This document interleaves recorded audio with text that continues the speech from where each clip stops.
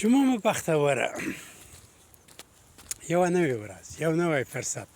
دا چې څه کښت کوو دا په دې پورې اړه لري چې خپله د څه شي کښت یاستو.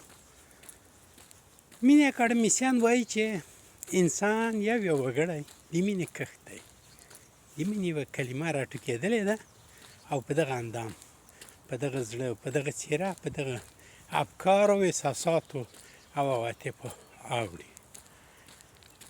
ته وایي داسې فکر وکړه چې د مینې یو خدایي څاڅکی. اوس دا چې څه ډول نقاشي کوې، څه څېره دې باندې راباسي، څه هیکل جوړېږي، څه د زړه ودانۍ جوړېږي، څه د احساسات او عواطف دې د څه شي کروندې ګرځي، دا وایي ستا خپل انتخاب ده، خپل زیار دی ده.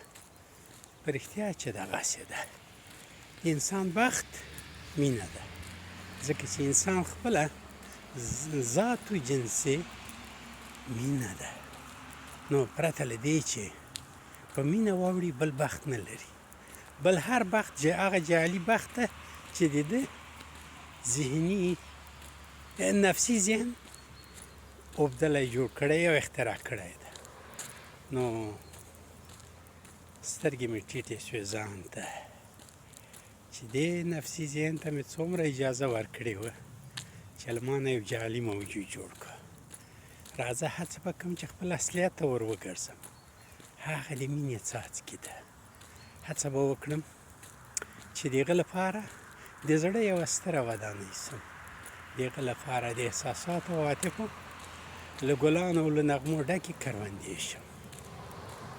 تاسو ته هم داسې یوه له مینې ډکه جمعه غواړم.